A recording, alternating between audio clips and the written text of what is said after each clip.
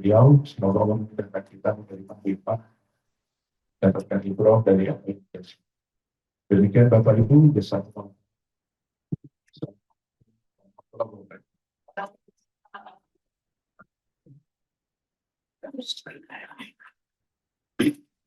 Assalamualaikum warahmatullahi wabarakatuh.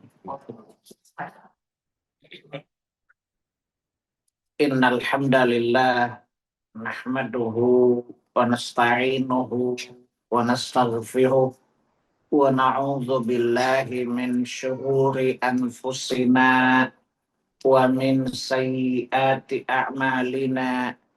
Man yahdihillahu fala mudhillalah wa man yudlil fala hadiyalah. Asyhadu an la ilaha illallah wahdahu la syarika lah wa asyhadu anna Muhammadan abduhu wa rasuluh. Allahumma salli wa sallim wa barik ala Muhammad wa ala ali Muhammad kama sallaita wa kama barakta ala Ibrahim wa ala ali Ibrahim innaka Hamidum Majid. Ya ayyuhalladzina amanu taqullaha haqqa tuqatih wa la tamutunna illa wa antum muslimun. Ya ayyuhan nasu taqu rabbakumul ladzi khalaqakum min nafsin wahidah wa khalaqa minha zawjaha wa bassa minhuma rijalan katsiran wa nisaa'a wattaqullaha alladzi tasaaluna bihi wal arham innallaha kana 'alaikum raqiba. Ya ayyuhalladzina amanu taqullaha wa qulu qawlan sadida yuslih lakum a'malakum wa yaghfir lakum dhunubakum wa man yuti'illaha wa rasulahu faqad faza fawzan 'azima. Amma ba'du fa inna asdaqal hadithi kitabullah wa khairal hadi hadi Muhammadin sallallahu alaihi wasallam wa syarral umuri muhdatsatuha wa kullu muhdatsatin bid'ah wa kullu bid'atin dhalalah wa kullu dhalalatin finnar. Bapak Ibu, ikhwani wa akhawati fid din, a'azzani Allah wa iyyakum wa rahimani Allah wa iyyakum. Alhamdulillah, segala puji bagi Allah Jalla Jalaluh yang telah mengkaruniakan kepada kita nikmat iman dan nikmat Islam. Dan ini adalah nikmat teragung dari semua nikmat-nikmat Allah. Siapa yang Allah karuniakan Islam, maka dia telah memperoleh kenikmatan yang sempurna.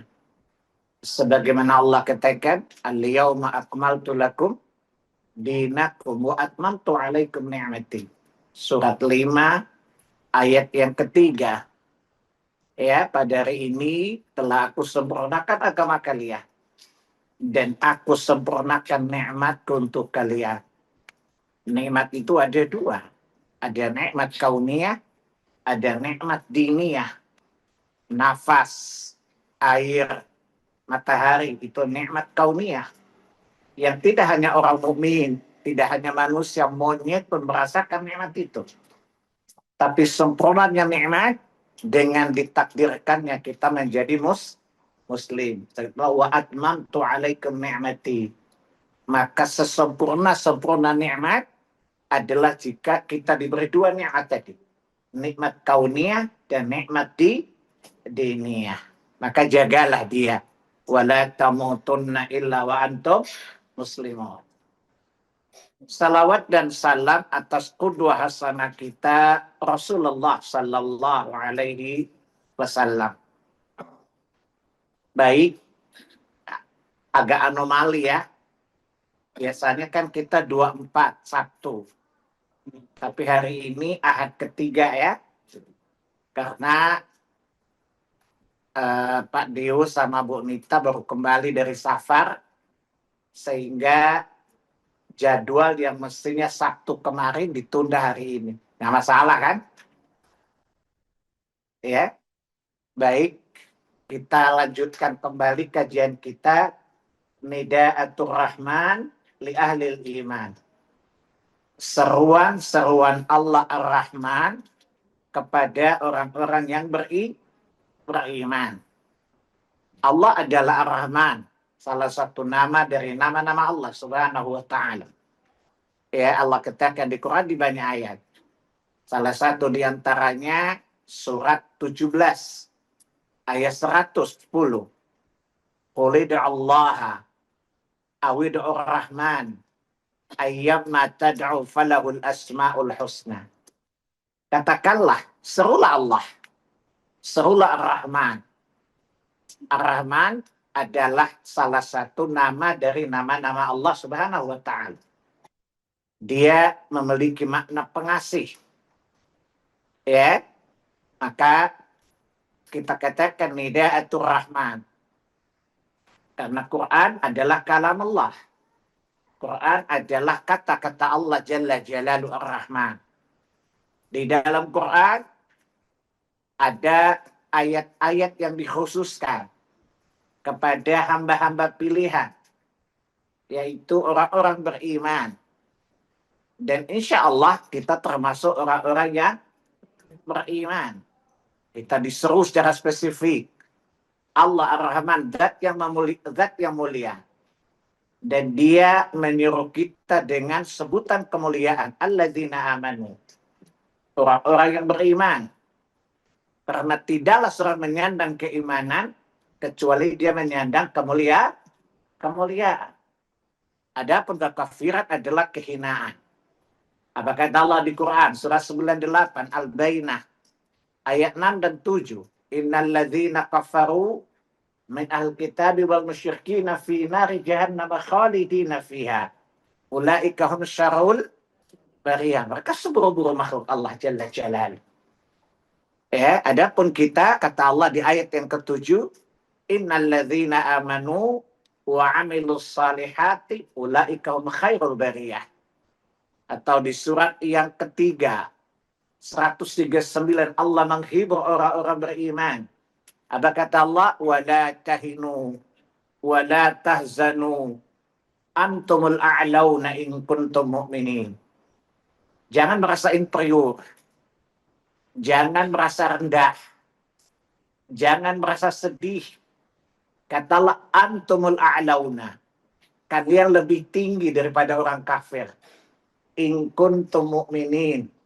Jika kalian benar-benar beriman. Jadi iman adalah kemuliaan. Kekafiran adalah kehinaan. Maka orang mukmin harus merasa lebih mulia daripada orang kafir. Saya punya teman orang non-muslim mengatakan, Pak Salim kok kepedean amat kalau ngomong sama kami. Iyalah, sama teman monyet masa ya saya lebih rendah daripada lo. Tapi dalam hati sih. Kalau bilang monyet kan gak enak kan. Ya, nah, jelas. Karena iman adalah kemuliaan. Kekafiran adalah kehinaan. Alangkah bodohnya kalau kita merasa inferior di hadapan orang kafir. Ya, alangkah bodohnya kalau kita merasa lebih rendah di hadapan orang kafir. Tidak perlu menampakkan kesombongan. Tapi izzah, harga diri itu harus dimiliki. Karena kata Allah, izzah itu milik Allah, Rasulnya, dan orang-orang beriman.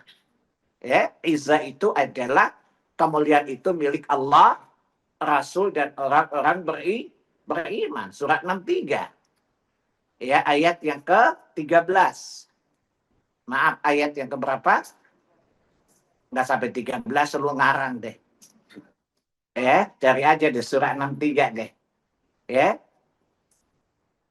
Jadi izzah, kemuliaan itu milik Allah, milik Rasulnya, dan milik orang-orang beriman. Adapun zil, kehinaan itu milik orang-orang kafir. Bukan rasis. Tetapi ini adalah standar yang diberikan oleh Sang Pencipta.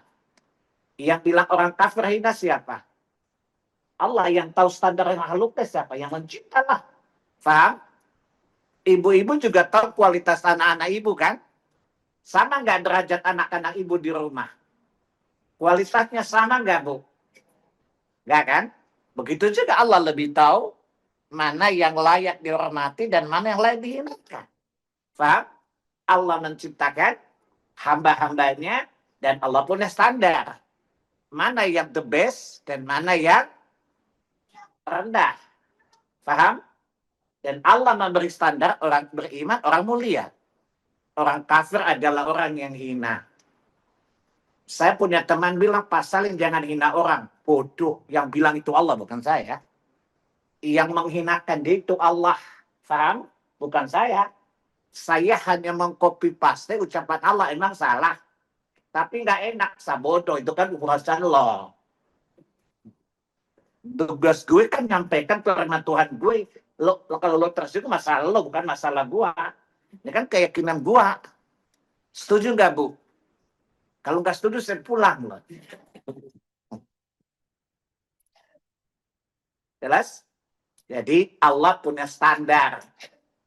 Ya, ada standar kehinaan dan standar kemuliaan. Iman adalah standar kemuliaan dan kekafiran adalah indikator kehinaan. Dan Allah adalah Maha Adil.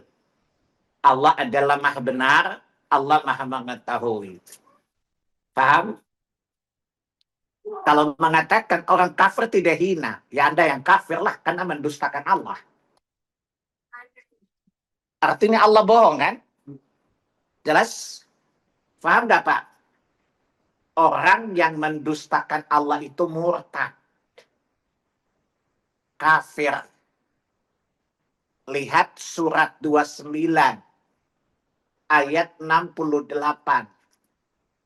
Wa man azlamu mimman iftara 'ala Allahi al-kadhiba aw kadzdzaba bil haqqi lamma ja'ah alaysa fi jahannam mathwa lil kafirin. Siapakah yang lebih zalim dari orang yang mengada-adakan kedustaan terhadap Allah? Tadi Allah bilang orang kafir itu hina, bukan? Kita mengatakan enggak, berarti mendustakan Allah, bukan? Paham? Berarti kita menganggap Allah bohong, bukan? Ini mengada-adakan kebohongan terhadap Allah. Sementara Allah sudah menjelaskan kebenaran itu dalam kitabnya. Paham? Maka Allah katakan, alaisa fi jahannam mathwal kafirin. Bukankah di neraka jahanam itu orang kafir? Siapa orang kafir dimaksud? Yang mengadakan kedustaan terhadap Allah tadi. Paham? Makanya para ulama bersepakat, termasuk pembatal keislaman adalah tidak mengkafirkan orang yang kafir. Paham? Orang Nasrani kafir. Kalau ditanya apa bukti kafirnya? 3 kekafirannya. Kekafiran pertama apa? Mengatakan Isa itu Allah. Surat 5 ayat 72.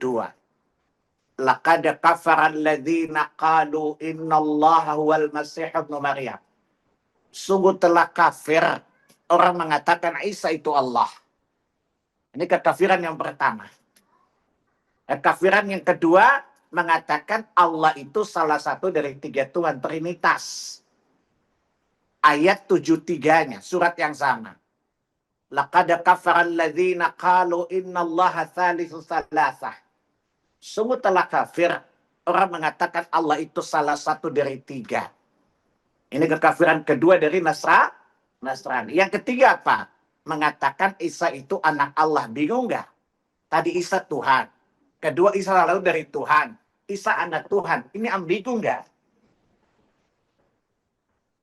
Isa kalau dihadirkan bingung sendiri juga kan?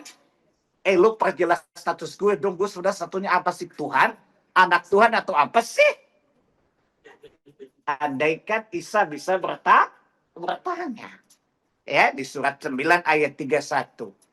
Ya, wa qalatil yahudu Uzair ibn Allah. Wa qalatin nasara al-masih ibn Allah.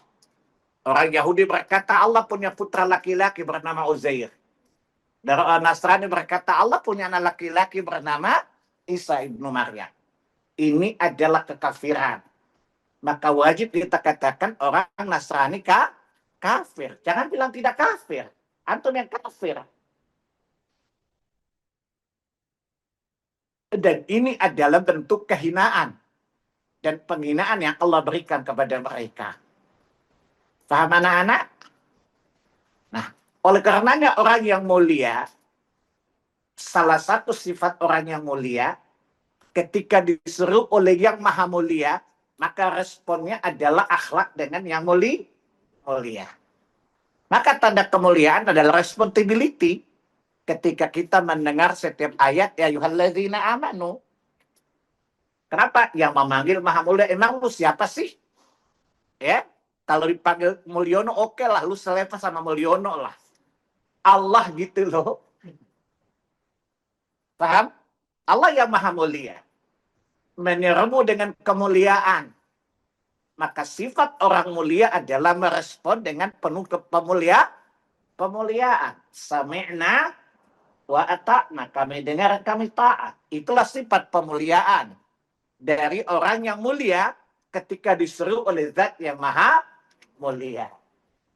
Ayyuhalladzina amanu adalah kalam Allah Jalla yang maha mulia. Alladzina amanu adalah kemuliaan. Maka ini seruan pemuliaan. Maka orang yang mulia pasti responnya adalah dengan sikap yang mulia pula. Tapi kalau otak lu sampah enggak? Enggak kelihatan sih.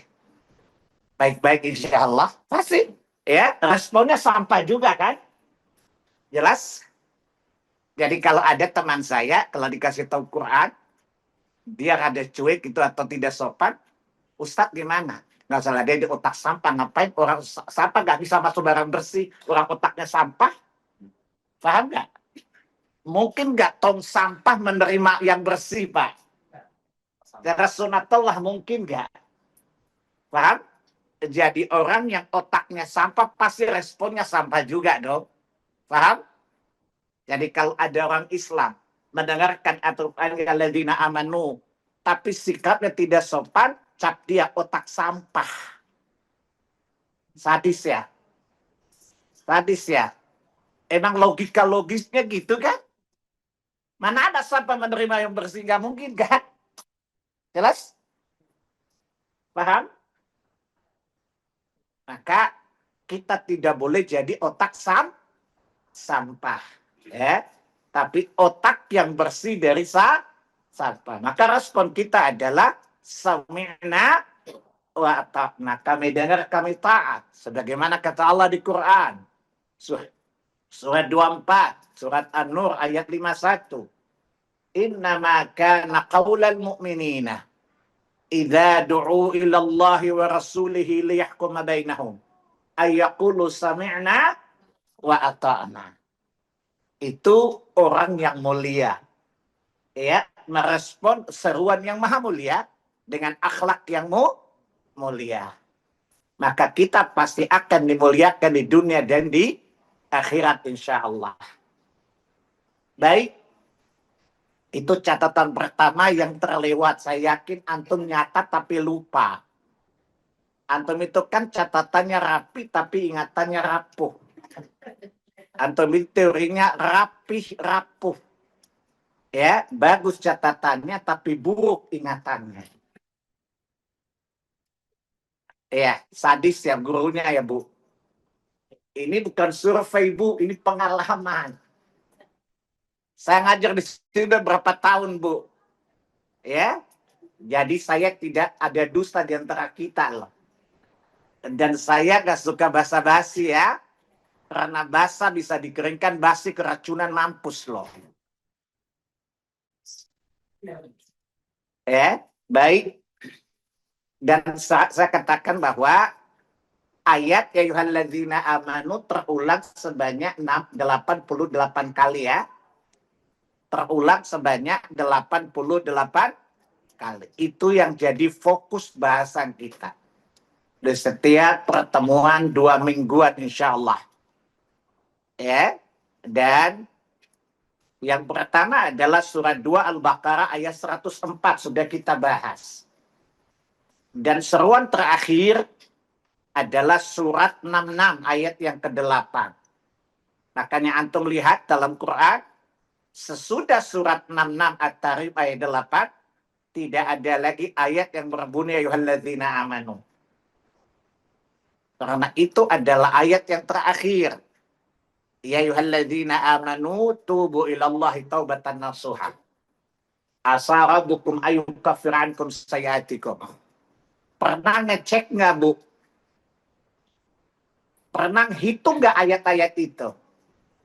Biasa antum hitung apa? Duit ya. Kelihatan si antum kan madu, mata duitan. Sama dengan gurumu juga.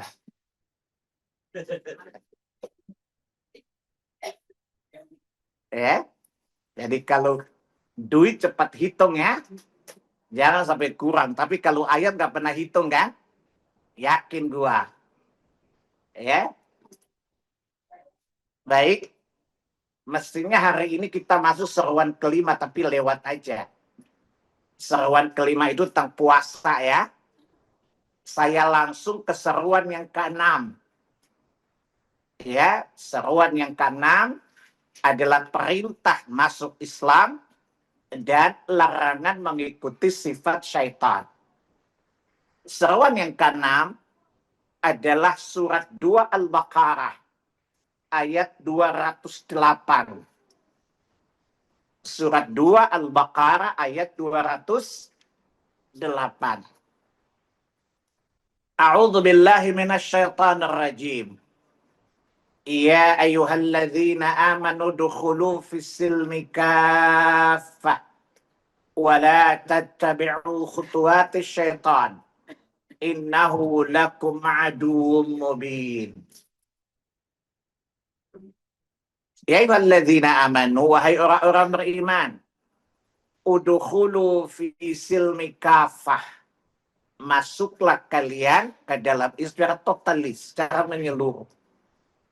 Wala tattabi'u khutuwati syaitan. Dan janganlah kalian mengikuti langkah-langkah syaitan. Innahu lakum aduwwum mubin. Sungguh dia setan itu adalah musuh yang nyata bagi kalian. Ayat ini, dalam surat ini Allah menyuruh melakukan dua hal. Pertama, satu mengandung perintah, satu mengandung larangan. Perintah untuk menerima Islam. Dan kedua, larangan menjauhi syaitan. Nah, dari ini kita bahas poin pertama dulu. Sebab ada 2 poin dan pembahasannya panjang sekali. Dan saya yakin antum gak bisa nampung semuanya sekaligus. Antum kan komputer tua. Giganya kecil. Loadingnya lama. Kalau dipaksakan bisa hang loh. Apalagi ibu-ibu. Filenya kan isinya TBC. Tomat, bawang, cabai.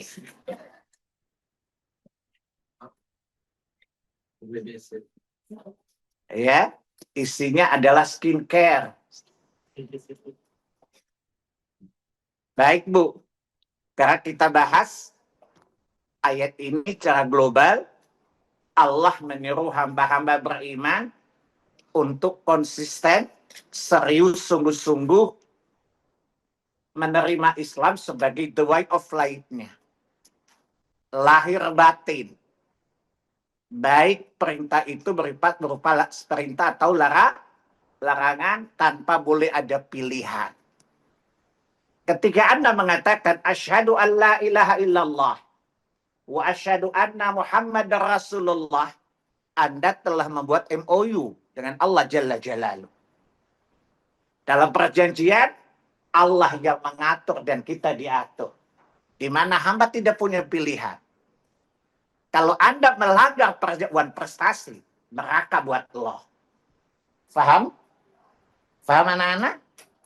Syahadatain MOU antara kita dengan Allah Jalla Jalaluhu. Konsekuensinya apa? Patuh, taat. Tidak boleh ada pilihan. Anda sudah memilih Allah sebagai Rabbmu. Anda memilih Nabi sebagai Rasulmu. Anda memilih agama Islam sebagai agamamu. Raditu billahi Rabba. Wabil Islam Dina. Wabi Muhammad Rasulah. Ini adalah MOU. Anda mengikat diri. Siap menjalankan apapun diciptakan Allah. Tanpa perlu bertanya. Kenapa? Tanpa protes. Masa sih? Gak boleh. Itu pengkhianatan. Dalam dunia bisnis namanya wan prestasi. Ya, bahasa Arabnya kafir itu namanya. Nggak boleh maksiat kepada Allah Jalla Jalal. Faham anak-anak? Maka ketika Anda bikin MOU, Allah katakan, hei orang bikin, masuk Islam seluruh. Dan tidak boleh ada pilih-pilih. Faham? Tidak bisa Anda yang ini, Anda ambil ini, Anda suka ini, tidak bisa. Anda mentuhankan Allah, Anda merasulkan Nabi, Anda menerima Islam sebagai agama, maka tidak ada pilihan kecuali patuh dan taat. Ibu-ibu biasa berbisnis enggak? Suka membuat akad-akad bisnis enggak? Ya, maka kata Allah Jalla Jalla di Quran surat 5 ayat 1. Ya ayyuhalladzina amanu aufu bil uqud. Wahai orang-orang yang beriman, penuhilah akad-akad kalian. Syahadat itu akad bukan? Syahadat itu akad bukan? Akad antum dengan siapa? Allah. Tepatilah akad itu. Di mana setiap akad itu pasti ada klausulnya, ada perjanjiannya. Ya, A, B, C, D. Masalahnya, antum dalam bisnis kan setara.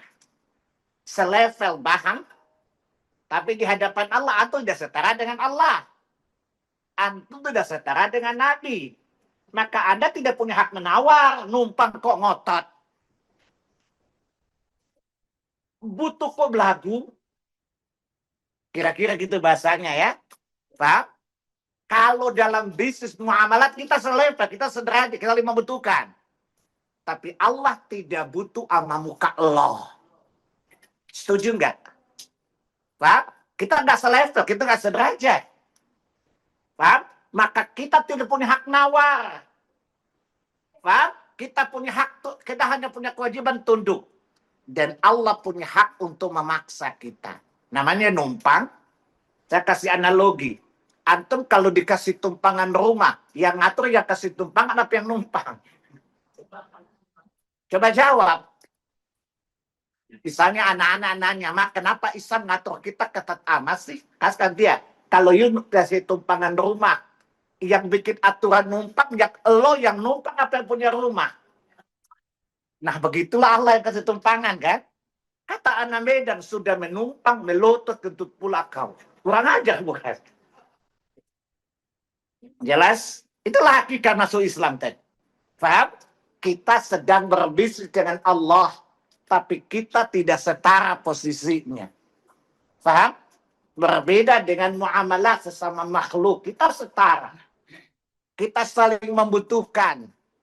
Sementara Allah dan Rasulnya tidak butuh kepada kita. Tapi kita butuh kepada Allah Jalla Jalaluh. Lihat surat 35. Surat Fatir ayat 15. Ya ayuhan nas, antumul fuqara'u ilallah. Wahai orang-orang, wahai manusia, kalian butuh Allah. Dan Allah sekali-kali Al-Ghani tidak butuh. Allah Al-Hamid, maha terpuji. Allah tidak butuh pujian antum. Antum memuji Allah atau tidak, Allah maha terpuji. Dan Allah sama sekali tidak membutuhkan. Jadi, sekali lagi, kita membuat MOU dalam muamalat tapi tidak setara. Faham? Tidak selevel, tidak sederajat. Karena Allah maha tinggi. Nabi sangat tinggi kedudukannya. Kita butuh Allah. Kita butuh Rasul. Dan Rasul gak butuh kita. Emangnya kalau Bapak gak beriman kepada Rasul, Muhammad gak jadi Rasul. Gak ngaruh juga kan? Gak ngefek juga kan? Tapi kalau Anda tidak mengimani kerasulan Muhammad, kata orang Sunda, namanya hausia. Ada di orang Sunda. Ayat. Betul? Jadi Nabi tidak butuh kita. Jadi muamalat tapi tidak setara. Tingkat kebutuhan kita beda. Di mana kita butuh Allah, kita butuh Rasul dan Risalah, Rasul dan Risalah tidak butuh kita. Paham anak-anak? Oleh keadaannya ada yang memaksa. Udkhulu fi silmi kafah. Masuk. Ini perintah dari yang maha tinggi. Perintah dari yang dibutuhkan kepada yang membutuhkan. Namanya lu numpang. Paham? Namanya lu butuh. Ngapain belagu? Itu namanya BB. Bodoh belagu.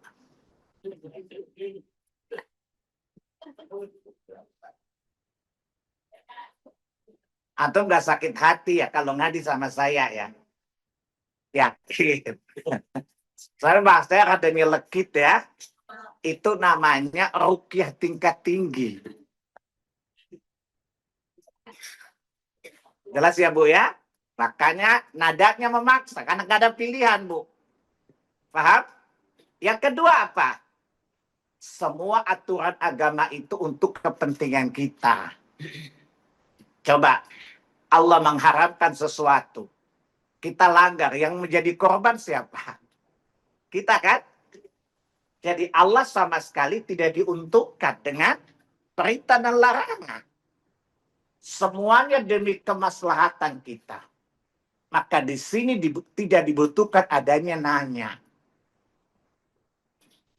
Ibu kalau ke dokter, dokter kasih tahu kan, Bu, sakit ibu ini. Ibu nggak nanya, masa sih? Ya kan? Karena ibu tahu, dokter tahu tentang penyakit bukan? Apalagi Allah Maha tahu kan? Paham? Maka tidak boleh ragu atas penjelasan Allah. Sebagaimana Anda tidak ragu atas penjelasan dokter. Paham? Yang kedua dokter bilang Anda obatnya ini. Anda pernah nggak? Kenapa nggak ini aja? Enggak. Karena tahu dia ahlinya bukan? Kalau dokter Anda yakin ahli, Anda tidak membatanya. Kenapa Anda menanyakan Allah? Paham? Lakukan ini. Dokter bilang makan sehari 3 kali. Anda nggak bilang, kenapa nggak 7 kali, dok? Tuh? Karena Anda yakin dia ahli, bukan? Ya kalau saya dulu ke dokter, saya tanya, kenapa mesti 3? Kenapa mesti obat ini? Saya dokter, Ustaz. Ya boleh jadi lu lagi blank, kan? Siapa tahu abis berantem sama bini, lu stres, kan? Salah diagnosa, kan? Lu kan bukan Tuhan, kan? Kata dokter, kok pasien ini cerewet amat, ya? Makanya so maha benar. Yang benar itu cuma Allah. Lu boleh dikoreksi dong. Paham? Artinya kita boleh menanyakan tentang dokter dong. Siapa tahu dokter lagi sakit hati lalu salah diagnosa bukan? Tapi Allah dan Rasul kan nggak mungkin. Itu percontoh aja. Maka nggak boleh ada nanya. Paham? Anda boleh bertanya pada dokter karena kemungkinan dia salah. Dan banyak malpraktek kan? Banyak salah diagnosa kan? Tapi Allah dan Rasul tidak pernah salah. Paham? Allah jamin Nabi tidak salah. Wa ma yantiqu anil hawa in huwa illa wahyun. Allah pastikan Nabi nggak salah. Ya, di surah 53 An-Najm ayat 2, 3 dan 4. Ma dhalla sahibukum wa ma ghawa. Kawan kalian Muhammad tidak sesat, tidak keliru, tidak salah. Wa ma yantiqu anil hawa. Dia tidak berbicara mengikuti hawa nafsunya. Illa wahyuha. Ini alasan kenapa Quran tidak boleh ditanya-tanya. Paham? Tidak perlu nanya kenapa sholat masjid 4 rakaat isya. Kenapa nggak 2 aja? Kan orang lagi ngantuk. Masa aja. Karena Nabi tidak mungkin salah diagnosa. Ya, sebagaimana dokter boleh jadi salah kasih obat. Tergantung kepentingan kan? Kan kata-kata dokter biasa join sama teller bukan? Ya, nah, Pak Dok nanti kasih obat ini dong buat penyakit. Kan ada bonusnya. Betul? Ada yang dokter di sini enggak? Coba angkat tangan yang dokter. Nggak usah malu-malu, Bu. Ya, kadang-kadang dokter kasih obat itu bukan kebutuhan. Tapi berdasarkan aspek bisnis, ya, dia dengan perusahaan farmasi. Paham? Padahal orang ini sebenarnya obat ini cukup. Tapi kalau ini kan gue dapat bonus tahunan kecil. Itu bedanya nabimu dengan doktermu tadi. Paham? Itu dikatakan wa ma yantiqu anil hawa. Di mana Nabi dalam memberikan aturan agama tidak mengikuti hawa nafsu. Tapi dokter masih kemungkinan mengikuti hawa nafsu. Karena dokter kadang-kadang logikanya apa? Bil fulus kullu syai'in tembus. Bila fulus kullu syai'in mampus. Nah, ini kenapa alasan nggak boleh nanya? Paham? Karena kata Allah apa? Wa ma yantiqu anil hawa. Nabi punya interest pribadi. Pertama, Nabi dipastikan tidak salah. Apalagi yang mengutusnya, tidak mungkin salah. Paham? Tidak mungkin Allah salah memilih Rasulnya seperti antum salah pilih presiden. Atau ini kan tertipu Mulyono, bukan? Nah. Antum ini kan korban termul, bukan? Tertipu Mulyono namanya. Bukan terenakan loh. Terenakan itu merendahkan. Gitu. Betul? Dan tidak mungkin Allah salah mengutus Rasulnya kan? Itu alasannya kenapa udkhulu masuk tidak boleh nanya-nanya. Karena sekali lagi yang diutus tidak mungkin salah. Apalagi yang mengutusnya. Tidak mungkin salah. Ya, dokter bisa salah, apalagi Menkesnya. Paham? Tapi Allah tidak salah. Dan Allah tidak mungkin mengutus nabinya yang bodoh-bodoh kayak Ustadz Anto. Maka disinilah perintah masuk tanpa perlu tanya. Karena kebenarannya absolut. Maka Allah katakan di Quran, surat 18 ayat 29. Qulil haqqu min rabbikum. Katakan Muhammad, kebenaran telah datang dari Rabb kalian. Quran kebenaran, Islam kebenaran. Maka Allah beri pilihan. Faman sya'a falyu'min. Wa man sya'a falyakfur. Siapa ingin beriman, please, silakan. Siapa mau kafir, silakan. Tapi kata Allah, setiap pilihan pasti ada implikasinya. Lu beriman, aku akan muliakan engkau. Tapi kalau memilih kafir, aku tidak segan-segan untuk mencekik batang lehermu nanti. Karena kata inna atana likafirina, dan kami sediakan bagi orang-orang kafir itu. Bahasa saya cekik batang leher antum. Paham? Udkhulu fi silmi kafah. Kira-kira itu tafsir globalnya. Jadi perintah menerima Islam dengan cara tidak boleh banyak bertanya. Kenapa? Yang memerintah yang maha benar. Kenapa? Saya ulangi, kita sudah membuat MOU, bukan?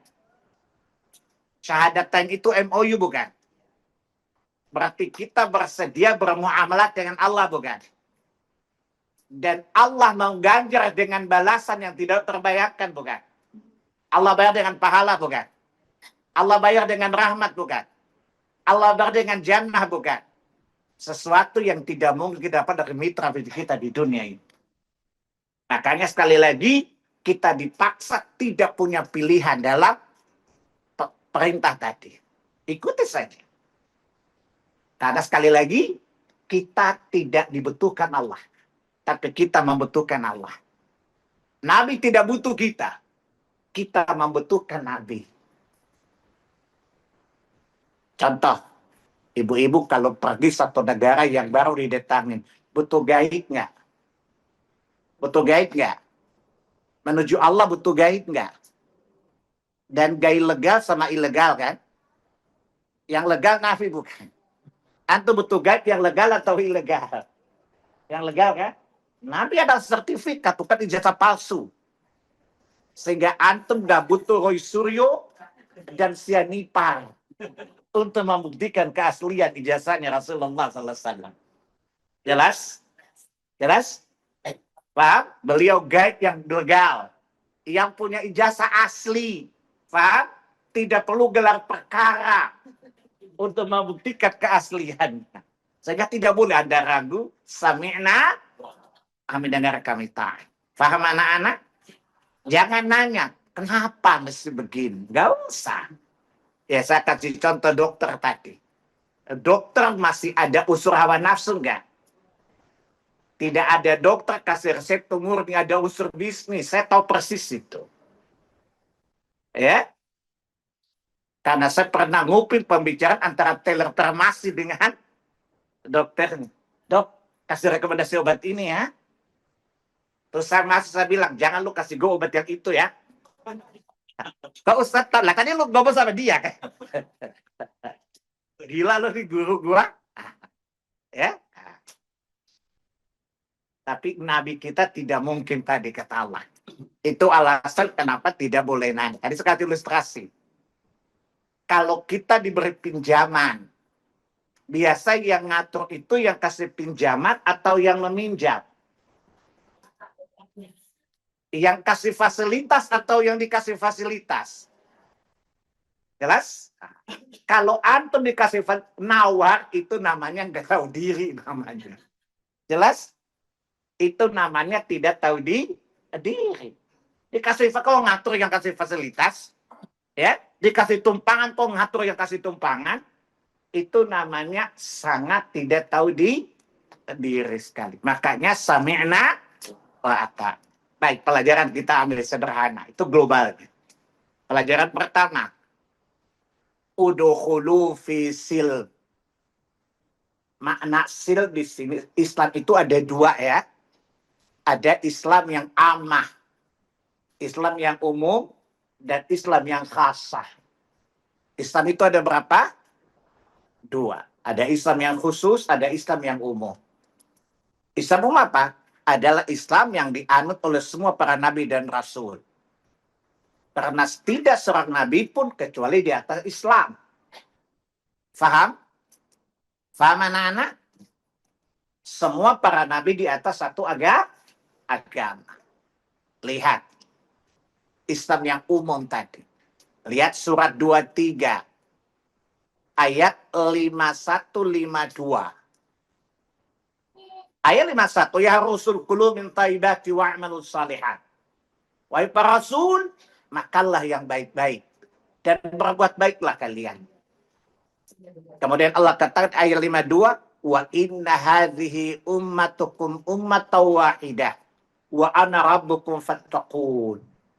Dan sungguh kalian di atas satu agama. Menunjukkan semua para rasul di atas satu agama. Agama Islam. Faham? Jadi agama yang dianut oleh para nabi adalah agama Islam. Tadi kata Allah, wa inna hadhihi ummatukum ummatan wahidah. Sungguh kalian para rasul yang satu agama. Paham? Agama apa itu? Surat 23 ayat 52 junto. Surat 42 ayat 13. Syara'a lakum minad dini ma wassa bihi Nuha walladzi auhayna ilaika wa ma wassayna bihi Ibrahim wa Musa wa Isa an aqimuddin wa la tatafarraqu fik. Dan dia Allah telah mensyariatkan kepada kalian agama. Di sini satu agama ya din ya, mufrad ya. Apa kata Allah? Yaitu agama yang Allah wahyukan kepada Nuh. Yang Allah wahyukan kepada engkau Muhammad. Yang Allah wahyukan wasiatkan Ibrahim, Musa dan Isa. Menunjukkan 5 orang ini satu agama bukan? Paham? Menunjukkan 5 orang ini di agama yang sama bukan? Paham? Pertanyaan, emang cuma 5 orang itu? Semua nabi. Surat 13, surat 42 Ar-Ra'd ayat 13 junto. Surat 33 Al-Ahzab ayat 7. Wa idh akhadna mitsaqan nabiyina wa minka wa min Nuhin wa Ibrahim wa Musa wa Isa bin Maryam. Wa akhadna minhum mitsaqan ghalidha. Dan kami telah mengambil perjanjian dari Muhammad dan dari seluruh para nabi. Dari Nuh, Ibrahim, Musa. Berarti sama nggak misi yang dibawa oleh para nabi dan rasul? Kita satu agama. Faham? Faham? Faham anak-anak? Dan agama itu adalah Islam. Tadi surat berapa? 33 ayat berapa tadi? Junto. Surat 2 Al-Baqarah 131. 132. Idza qala lahu rabbuhu aslim. Tadi ada connected dengan Ibrahim bukan? Tadi di 5 itu ada Ibrahim bukan? Kalau kita lihat semua agama sama, yang lain sama dengan Ibrahim bukan? Maka lihat surat 2 Al-Baqarah 131. Idza qala lahu rabbuhu aslim. Dan ingatlah ketika Allah berfirman, Islamlah kamu wahai Ibrahim. Aslamtu li rabbil alamin. Berarti Ibrahim Islam bukan? Islam bukan? Berarti Nuh sama dengan Ibrahim enggak? Musa sama dengan Ibrahim enggak? Sama enggak dengan lainnya? Faham anak-anak? Maka ayat 132-nya. Wa wassa biha Ibrahimu banihi wa Yaqub. Maka Ibrahim mewasiatkan agama yang dianutnya tadi kepada anak-anaknya dan Yakub. Ya bani, ya wahai anak-anakku, innallaha astafa lakumuddin. Sesungguhnya Allah telah memilih untuk kalian din. Di ayat ini Allah tidak jelaskan din. Din apa? Islam. Tadi ayat 131 tadi. Faham? Ada dulu, saya punya ustadz. Waktu kuliah. Di sini kan Allah bilang Islam. Allah hanya bilang agama saja. Lalu saya bilang, Bapak bodoh apa pura-pura bodoh ya Pak? Kata biha ini kembali ke ayat 31 kan? Dan Ibrahim mewasiatkannya. Nah di sini kembali ke ayat 31 Pak. Islam yang dianut oleh Ibrahim. Itu yang diwasiatkan oleh Ibrahim Bapak. Masa Bapak ngerti bahasa Arab kok bloon? Ini Bapak bodoh apa pura-pura bodoh ya Pak? Kata kawan saya, lu tuh, kan saya asalnya cuek aja Pak. Tapi kalau sekali ngomong tulang-tulang rontok. Saya bilang, Bapak bodoh apa pura-pura bodoh sih? Biha di sini kembali ke ayat 131 kan? Dan Ibrahim mewasiatkannya, domirnya kembali kepada aslim tadi. Paham? Jadi yang Ibrahim katakan, Allah memilih untukmu agama-agama yang diperintahkan Ibrahim kepadanya Islam tadi. Itu pertama, Pak. Yang kedua, Ibrahim mengatakan, Allah memilih untuk kalian agama. Tentu agama yang sisi Allah Islam, surat 3 ayat 19 bukan? Inna dina indallahil Islam. Jadi saya bilang, Bapak ini bodoh apa pura-pura bodoh, Pak? Dia bilang, kamu bodohnya kok bikin saya sakit hati. Masalah Bapak bukan masalah saya. Kan saya nanya. Bapak bodoh apa pura-pura bodoh, Pak? Saya kalau jadi artis pasti saya masuk nominasi loh. Karena saya aktingnya sangat meyakinkan sekali. Saya bilang, Bapak ini bodoh apa bodoh sekali, Pak, saya tanya. Jelas? Allah memilih untukmu agama. Ya agama di sisinya lah. Masa agama di sisi Allah? Agama apa? Islam. Surat 3 ayat 19 tadi. Inna dina indallahil Islam. Maka itu Islam yang umum. Islam yang dianut oleh seluruh para nabi dan rasul. Karena para nabi dan rasul semua di atas satu milah. Di atas satu agama. Dan agama adalah Islam. Hanya syariatnya berbeda-beda. Tapi saya tidak bahas itu. Kalau bahas butuh 5 hari. Kecuali antum mau bayar tambahan.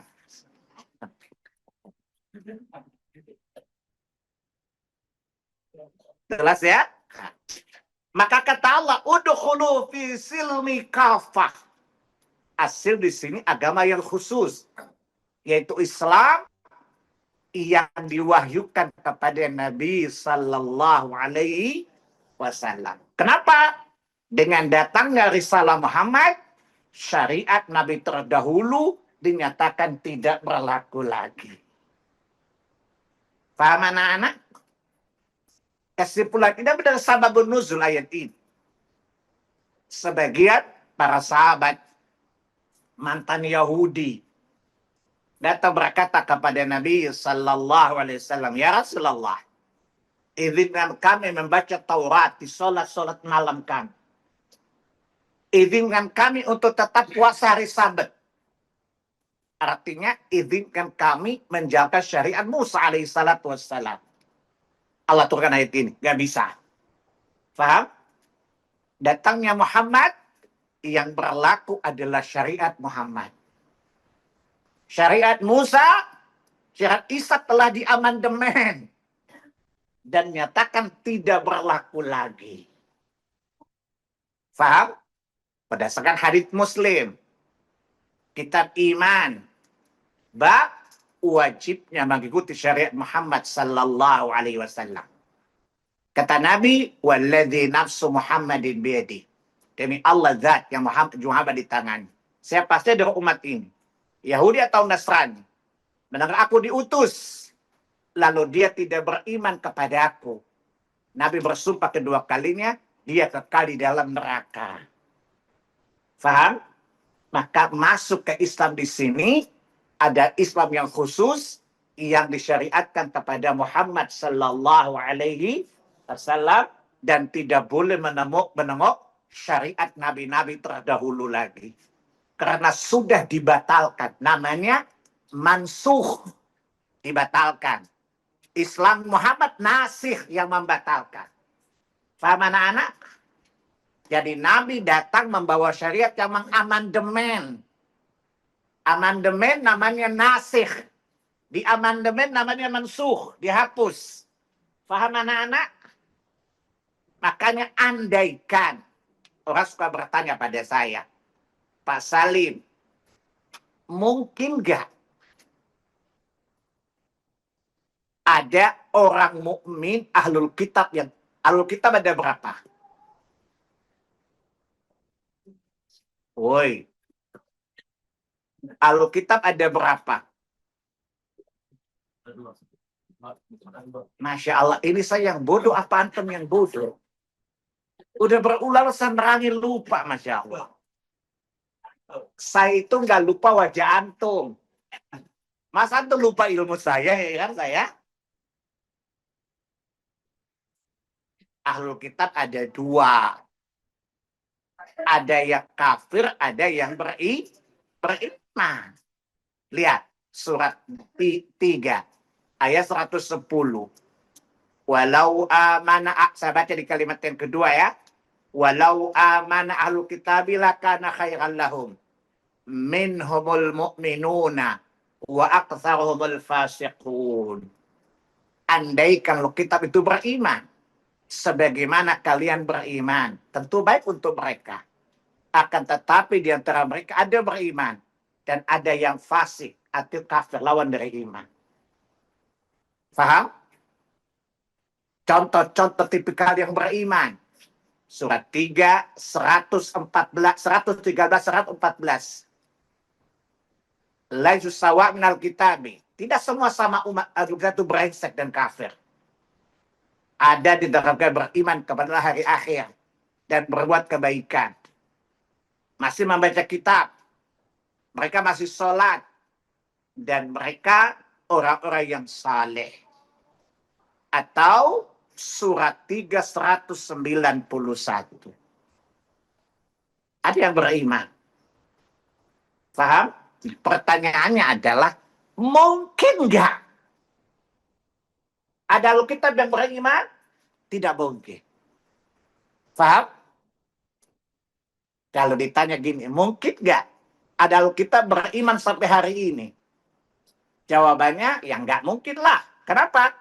Sebab kalau dia beriman dengan ahlul kitab yang iman, syaratnya mesti menerima Muhammad, menerima Quran.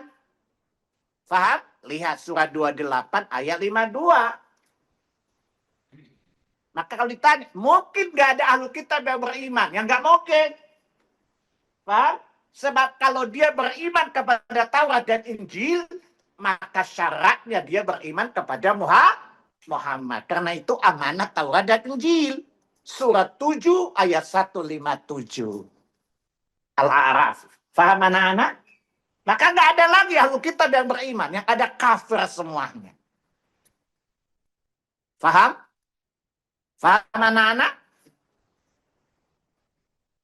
Sebab andai kata ada ahlu kitab beriman yang masih hidup, maka tidak ada pilihan kecuali menerima risalah Muhammad. Kenapa? Karena itu amanat Taurat dan Injil.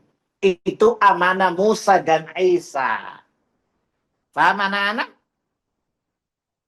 Maka nggak ada lagi. Yang ada kafir bulat-bulat. Paham? Paham? Jadi, tidak ada lagi Alkitab. Sebab kalau mereka masih hidup, maka pasti mereka akan beriman kepada Al-Quran. Beriman kepada Quran, beriman kepada risalah Muhammad adalah perintah Taurat dan Injil. Wasiat Musa dan Isa alaihi salatu wassalam. Paham? Maka yang nolak itu kafir semuanya. Jadi tidak ada Alkitab yang beriman lagi, Bu. Tidak ada yang tersisa. Kalau ada orang mengatakan, saya Alkitab, mengikuti agama aslinya Isa, ya kafir lah, udah temu Muhammad, kenapa nggak beriman kepada Muhammad, ya kafir bulat-bulat. Paham? Karena orang tidak beriman dengan sama kafir. Lihat surat 48, ayat 13. Wa man lam yu'min billahi wa rasulih fa inna atadna lil kafirina sa'ira. Barang siapa tidak beriman kepada Allah dan Rasulnya Muhammad, maka sungguh telah kami sediakan neraka bagi orang-orang kafir. Siapa kafir? Yang tidak beriman kepada Allah dan kerasulan Muhammad sallallahu alaihi wasallam. Faham anak-anak? Ini untuk menghadapi syubhat. Saya punya teman orang Nasrani nanya,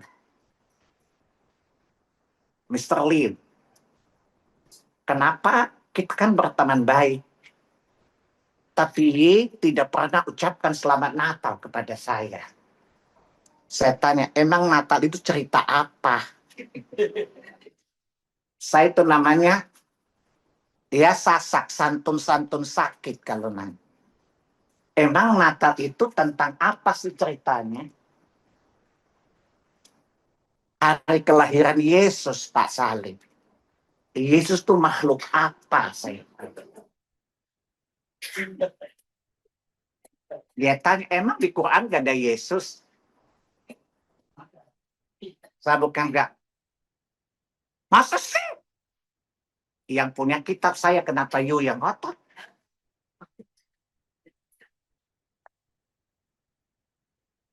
Dia bilang apa?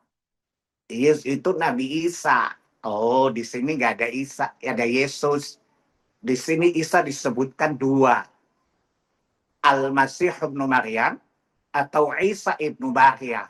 Nggak ada Yesus masalah. Ya oke lah Nabi Isa. You percaya Isa nggak? Percaya. Terus ini kan Natalnya Isa. Nah itu ceritanya, masalahnya di situ bersiap.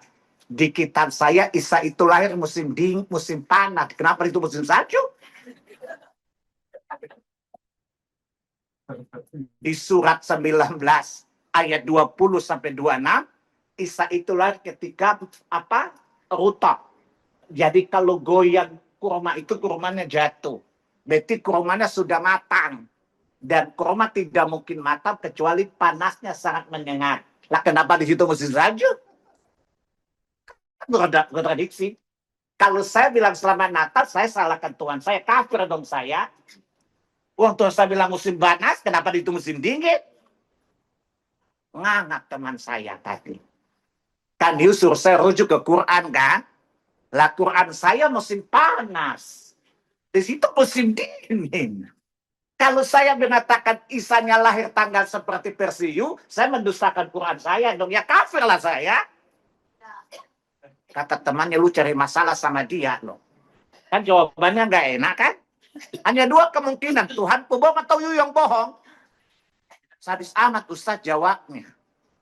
Hanya dua kemungkinan. Kitab saya bohong, kitab you yang bohong. Yang nggak mungkin kitab dia bohong lah. Ya, nah, jadi kalau saya ucapkan Natal, saya mendustakan Tuhan saya. Karena terjadi kepalsuan tanggal dan waktu. Hah? Ya tutup, jangan sampai lalat masuk setan.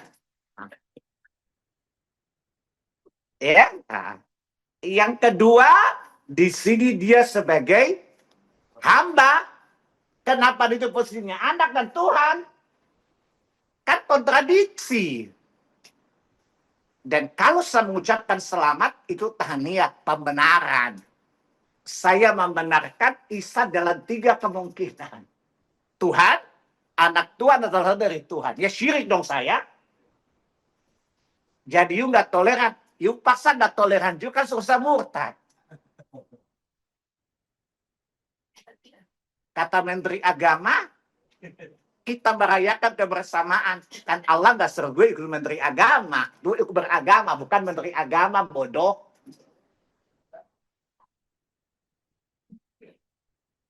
Dan Allah menyuruh saya menjadikan Ibrahim sebagai teladan. Bersikap kepada orang kafir tidak mengucapkan ritual agama mereka. Bukan Menteri Agama. Surat 60 ayat yang keempat. Qad kanat lakum uswatun hasanatun fi Ibrahim walladzina ma'ah idz qalu liqaum inna bura'a'u minkum wa mimma ta'buduna min dunillah. Dan aku jadikan Ibrahim teladan buat kalian. Bersikap tegas kepada orang kafir. Apa kata Nabi Ibrahim? Saya berlepas diri dari kalian dan apa-apa yang kalian sembah selain Allah. Yang disembah Yesus bukan? Tuhan bukan? Itu ibadah bukan? Wajib berlepas diri bukan? Ini kata Tuhan saya, jadi saya nggak peduli apa kata Menteri Agama, saya bodoh. Karena yang Allah suruh tiru adalah Nabi Ibrahim, bukan Menteri Agama. Paham? Paham anak-anak? Maka semuanya kafir. Paham? Nah, kita yang Islam tidak ada pilihan kecuali menerima Islam secara khusus tadi. Jadi Islam yang dimaksud adalah Islam yang khasah, bukan Islam yang amah. Islam yang spesifik, yaitu syariat terakhir yang diturunkan kepada Rasulullah Sallallahu Alaihi Wasallam. Jelas pertama udah jelas gak? Itu pelajaran pertama, udkhulu fi silmi kafah. Islam yang mesti kita terima adalah Islam yang terakhir, bukan Islam sebelumnya. Islam yang khusus, bukan Islam yang umum. Islam yang diwahyukan, yang terakhir kepada Rasulullah Sallallahu Alaihi Wasallam. Dengan datangnya Islam itu, syariat nabi-nabi terdahulu dinyatakan tidak berlaku lagi. Faham anak-anak? Faham nggak? Kalau ditanya bisa jawab nggak? Antum bisa jawab karena kejar hadiah bukan? Tapi ada lumayan lah daripada nggak jawab sama sekali. Itu pintarnya antum di situ. Bukan pintar pelajaran, tapi pintar kejar hadiah. Yang kedua, udkhulu kalimat perintah. Isyarat kedua apa? Hendaklah kita berilmu sebelum menerima Islam. Masuk dengan ilmu. Jadi perintah di sini adalah berilmu sebelum menerima Islam. Dalilnya apa? Surat 17 ayat 36. Ini perintah bukan? Perintah mengikuti Islam bukan? Sedangkan kita dilarang mengikuti sesuatu tanpa ilmu. Pelajaran kedua apa? Berilmu ketika menerima Islam. Menerima dengan ilmu. Kan perintah mengikuti Islam tadi bukan? Sementara kita dilarang mengikuti apa-apa tanpa ilmu. Lihat surat 17 ayat 36. La taqfu ma laysa laka bi'ilm. Inna sam'a wal basara wal fu'ada kullu ulaika kana anu mas'ula. Saya tanya, ilmu itu keyakinan bukan? Agama itu keyakinan bukan? Keyakinan itu adanya di mana? Di hati. Sebuah keyakinan itu benar tergantung apa yang ditangkap oleh telinga dan penglihatan. Ilmu namanya. Paham? Maka Allah kasih instrumen namanya hati, telinga, dan mata. Untuk menambahkan keyakinan. Nah katalah jangan engkau mengikuti apa tanpa ilmu. Walaupun Allah beragama, tapi jangan ikuti tanpa ilmu. Maka di sini isyarat kedua apa? Islam yang khusus, yang kedua dengan ilmu. Paham? Kenapa tadi alasannya apa? Wala tattabi khutuwati syaitan. Kenapa? Karena orang beragama tanpa ilmu, itu namanya satanic gang. Anggotanya setan. Lihat surah 22. Al-Hajj. Ayat yang ketiga. Wa minan nasi may yujadil fillahi bighairi ilmin. Ya. Wala hudan. Ya. Saya ulangi, wa minan nasi may yujadil fillahi bighairi ilmin, ya. Wala huda wala kitabim munir. Ayat yang ke-8-nya. Ada di antara manusia yang berbantah tentang Allah tanpa ilmu. Surat 22 ayat 8 dulu baru ayat 3. Biasa kalau agama ada diskusi enggak? Perlu ada diskusi bukan? Ada diskusi. Dan diskusi harus dibawa dari dasar ilmu. Berdiskusi tanpa ilmu itu hanya mengikuti setan saja. Ayat yang ketiganya. Ya. Ayat keberapa? Wa minan nasi mayujadilu fillahi bighairi ilmin. Ya. Wa yattabi'u kulla syaitanin marid. Jadi beragama tanpa ilmu itu adalah logika setan. Tadi Allah suruh kita beragama, tapi mengikuti langkah setan bukan? Dan Allah bilang di ayat 3-nya, surat 22, surat ayat 3-nya. Beragama, bicara tentang Allah tanpa ilmu, tanpa petunjuk, itu namanya mengikuti setan. Jadi ibu-ibu namanya persetan, perempuan setan. Bapak-bapak namanya manset, manusia setan. Itu. Maka di sini butuh adanya ilmu lebih dahulu. Perintah ini tidak boleh diikuti sampai disertai dengan ilmu. Cara psikologi sosial, Bu. Ibu disuruh ke sana. Pak, mau jalan ke sana. Ibu pasti nanya enggak? Ke sana pakai apa? Ke sana caranya gimana? Ke sana saya ngapain aja? Butuh enggak ada pengetahuan? Maka perintah di sini mensyaratkan adanya ilmu. Jadi berilmu sebelum beramal. Islam itu amal bukan? Islam itu keyakinan bukan? Keyakinan dan amal dibangun di atas ilmu. Paham? Maka berilmu dulu. Dan ini perulah hadits Nabi dalam Sahih Bukhari Muslim. Kitab Al-Ilmu. Bab qaulun Nabi SAW. Hadits Nabi. Ma yuridillahu bihi khairan yufaqihu fiddin. Barang siapa yang Allah menghendaki dia baik, maka Allah fahamkan dia terhadap agamanya. Faqih artinya berilmu. Paham? Artinya kita tidak mungkin menjadi baik sampai mengikuti Islam. Paham? Dan kita tidak mungkin mengikuti Islam kecuali dengan pemahaman yang benar. Maka perintah tadi mengandung isyarat berilmu sebelum beragama. Ibu-ibu dulu agamanya pengalaman apa pengetahuan, Bu? Pengalaman. Udah gitu ngotot lagi namanya bongot, bodoh ngotot. Tapi biasa aja kali. Dari dulu juga begitu. Kayak setan bunting infeksi loh, Masya Allah. Karena bodoh. Faham? Kebodohan adalah kesesatan. Paham?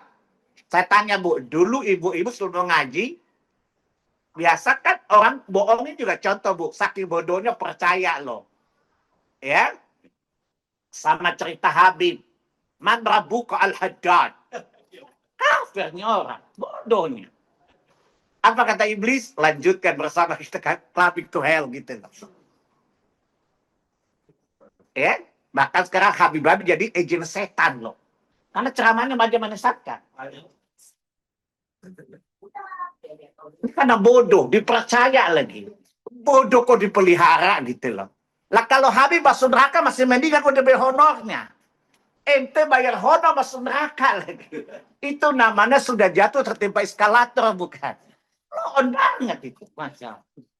Ya, sudah bayar masuk neraka lagi. Apa kata iblis? Kasihan deh lo. Maka bodoh jangan dipelihara. Maka sebuah perintah tidak boleh disambut kecuali dengan ilmu. Menjadi fitrah. Orang tidak akan menjalankan kecuali tahu apa alasannya. Bagaimana cara memasukinya, cara menjalaninya. Butuh pertanyaan enggak? Dan pertanyaan itu namanya ilmu. Maka kata Allah apa? Fas'alu ahla dzikr in kuntum la ta'lamun. Surah 16 ayat 44. Maka bertanya berilmu kalau tidak mengetahui. Paham ibu-ibu, bapak-bapak? Jadi saya ulangi pelajaran kedua Pak. Perintah di sini mengandung adanya perintah berilmu sebelum beramal. Jadi Islam adalah agama ilmiah. Kalau antum ditanya, kenapa masih berilmu dulu? Iyalah. Transformasi wahyu itu sifatnya ilmiah. Allah mengajarkan nabinya. Lihat surah 4 An-Nisa. Ayat 113 di kalimat terakhir. Wa anzalallahu alaikal kitab wa hikmata wa 'allamaka ma lam takun ta'lam. Dan Allah mengilmukan kepada engkau Muhammad apa tidak kamu ketahui. Faham? Islam agama ilmiah bukan? Paham? Allah mengajarkan kepada Rasul. Ilmiah. Faham? Nabi mendakwakan Islam dengan ilmu. Lihat surah 2 Al-Baqarah. 151. Kama arsalna fikum rasulam minkum. Yaslu alaikum ayatina wa yuzakkikum wa yu'allimukumul kitabul hikmata wa yu'allimukum ma lam takunu ta'lamun. Dia Rasul itu mengilmukan kepada kalian Alkitab dan Al-Hikmah, kitab dan sunnah. Wa yu'allimukum, dan mengilmukan kepada kalian apa-apa yang tidak kalian ketahui. Faham anak-anak? Islam agama ilmiah. Bukan asbun kayak antum dulu-dulu. Ini kan kasar mirukyah kan? Betul? Udah gitu bodoh, ngotot lagi. Tapi, masa kakek saya salah? Masa yang kakung salah? Ya salah lah. Paham? Apa kata iblis? Maka di sini, perintah di sini harus dengan ilmu lebih dahulu. Masuk dengan ilmu. Paham? Sebab orang masuk tanpa ilmu namanya buta. Sesat gak di jalan. Masuk sebuah ruangan dalam keadaan buta. Selamat atau celaka, nabrak kanan kiri. Maka masuk butuh adanya penglihatan. Ya, kalau ibu buta, pengen dituntun gak Bu? Penuntut itu pengajar bukan? Maka tidak bisa kita memasuki Islam kecuali dengan ilmu terlebih dahulu. Karena kebodohan adalah sumber kesesatan. Bahkan Nabi Nuh saja pernah salah bukan? Maka dia berlindung kepada Allah dari kebodohan. Paham? Jadi pelajaran kedua, perintah ini adalah isyarat adanya ilmu. Berilmu sebelum menerima Islam. Menerima dengan ilmiah. Gak boleh percaya ustadz saja. Kan ustadz gak mungkin salah. Dia bilang ustadz gak mungkin salah. Yang gak salah tuh nabi yang ada jaminan. Ada teman saya, dicerita sama saya gini. Saya tanya, kenapa kamu kok blow on amat sih? Kalau saya kritisi dosen, dia suka marah. Aku dulu waktu di pesantren kata kayak gitu, pokoknya jadi santri itu kayak main di depan tukang mandi, blow on law. Itu kan di depan Nabi, oke lah Nabi gak mungkin salah. Ya, masa di depan kayak lu kayak mayat, kan blow on namanya. Paham? Sikap itu ke depan Nabi, paham? Karena Nabi tidak mungkin salah. Tapi Nabi bisa salah bukan? Masa lu kayak mayat? Makanya dari dulu kuliah lu gak pinter-pinter loh. Udah miskin bodoh lagi. Kata dia sadis amat. Dasar ampun gending kui.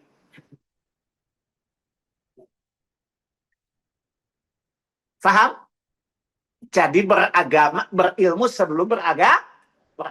Perintah di sini mengisyaratkan la taqfu ma laisa lakam. Ini perintah. Ikuti, tapi jangan ikuti sampai berilmu lebih dahulu. Maka belajar. Kenapa? Karena Nabi mengajarkan agama proses ilmiah. Wa yu'allimukum ma lam takunu ta'lamun. Nabi mengajarkan apa-apa yang tidak kalian ketahui. Menunjukkan agama itu butuh adanya pengetahuan, tidak bisa pakai feeling. Menurut perasaan gua, nggak bisa. Apa kata iblis? Lu dan saya sama-sama sesat bulat-bulat loh. Makanya kita kan sering jadi Safira sahabat Fir'aun bukan? Menurut dua, kan baik-baik aja. Apa salahnya sih? Kira-kira Safira enggak? Saya tanya sama antum. Fir'aun sesat enggak? Tapi Fir'aun merasa sesat enggak? Enggak. Dari mana Anda tahu? Pernah ketemu Fir'aun? Aha. Ada kisahnya di surah 40 ayat 29. Di kalimat terakhir, ini contoh beragama tanpa akal, tanpa ilmu. Qala Fir'aunu ma urikum illa ma ara. Wa ma ahdikum illa sabila rasyad. Aku tidak menyampaikan pendapatku kecuali apa yang aku anggap baik. Kan baik, apa salahnya sih? Safira loh, sahabat Fir'aun loh. Wa ma'adikum illa sabila rasyad. Saya tidak memberi petunjuk kecuali kepada kebenaran saya. Namanya sengok, sesat, ngotot enggak? Jelas? Ini namanya logika Fir'aun. Jadi antum namanya Safira, sahabat Fir'aun.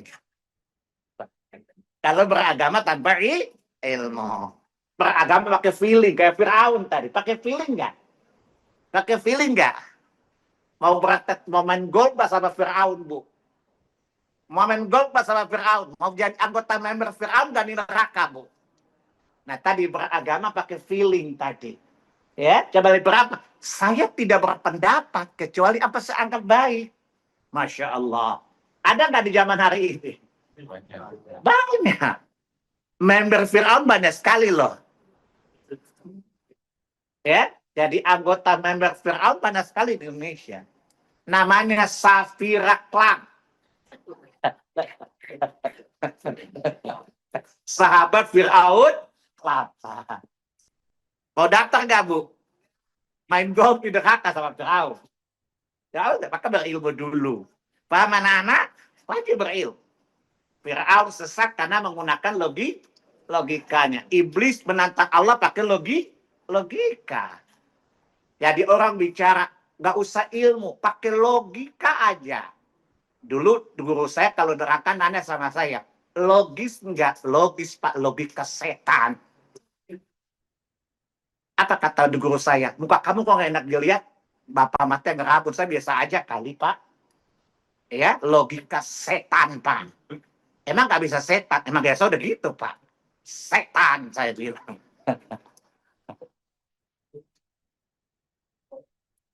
Maka saya belajar jadi mahasiswa mesti dua, Bu. Pertama mesti kaya, kedua mesti pinter. Kalau nggak ditipu sama dosen. Maka dari dulu saya harus jadi orang kaya. Walaupun saya kere, Bu. Namanya action today, mampus tomorrow. Nggak apa. Karena orang Ambon terkenal dengan apa? Biar kalah nasi, asal jangan kalah aksi. Biar tidak makan asal gayanya, Masya Allah. Ya, namanya action today, mampus tomorrow.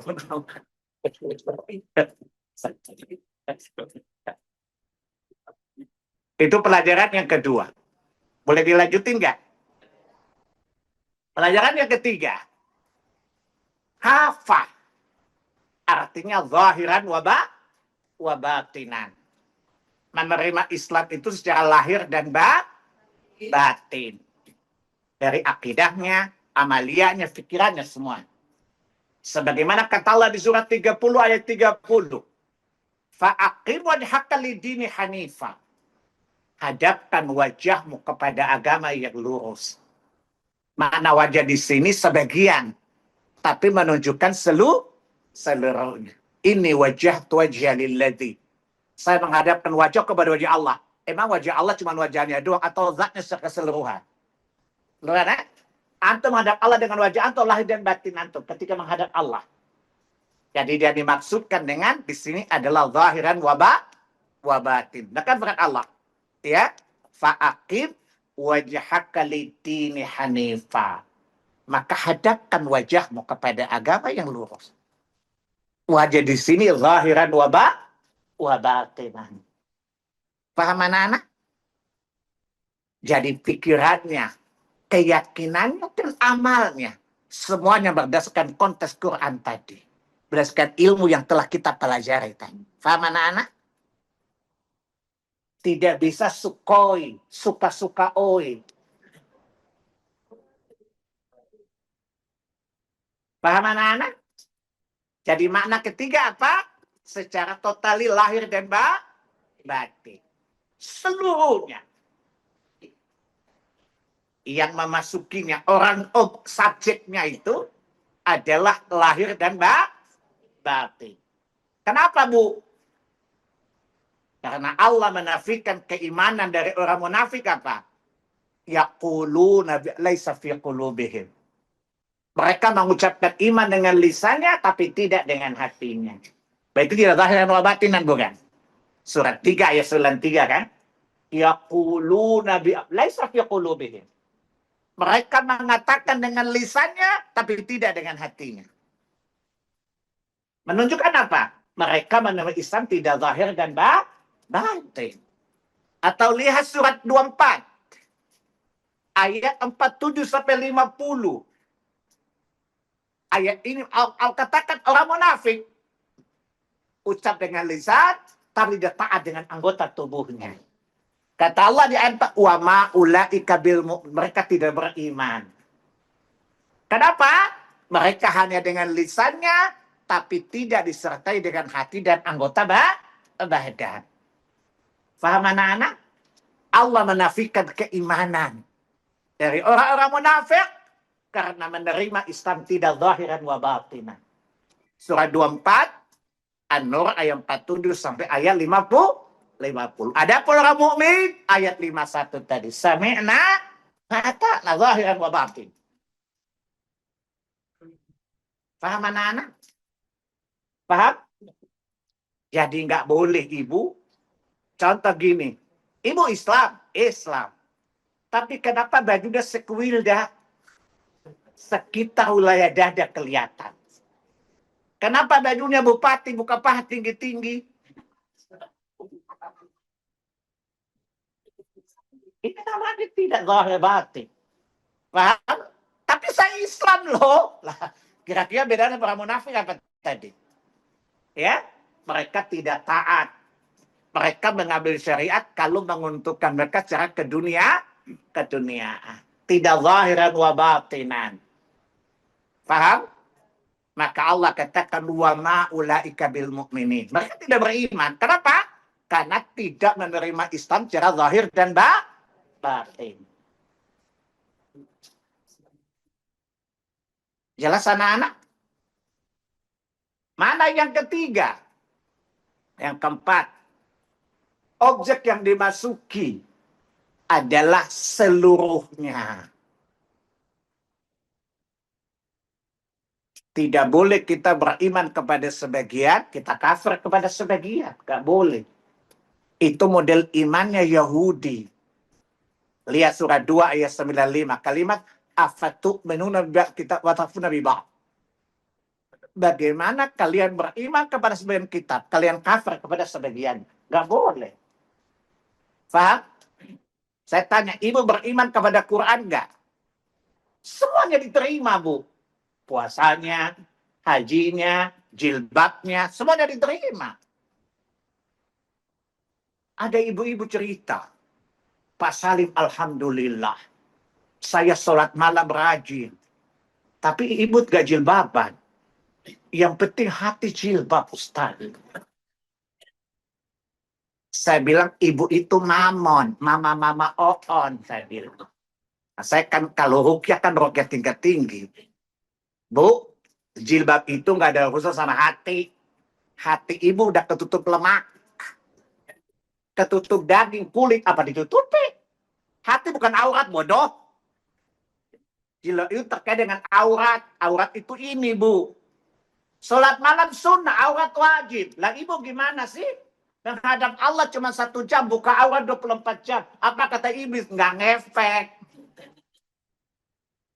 Karena tidak menerima totally Islam tadi. Paham? Paham ibu-ibu? Rajin puasa sunnah. Tapi ribahnya luar biasa. Namanya imagi. Ikatan mak-mak gibah namanya. Seluruhnya.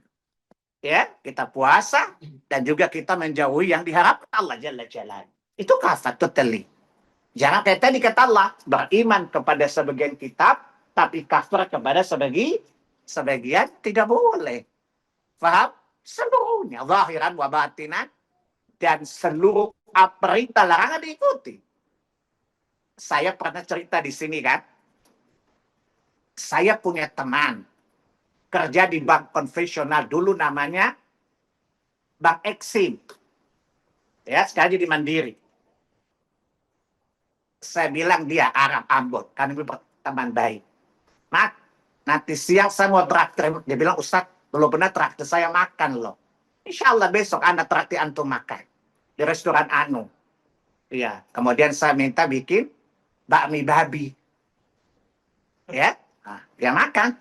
Saya bilang, ini bakmi babi enak loh, terkenal di sini. Haram Ustaz, lalu riba.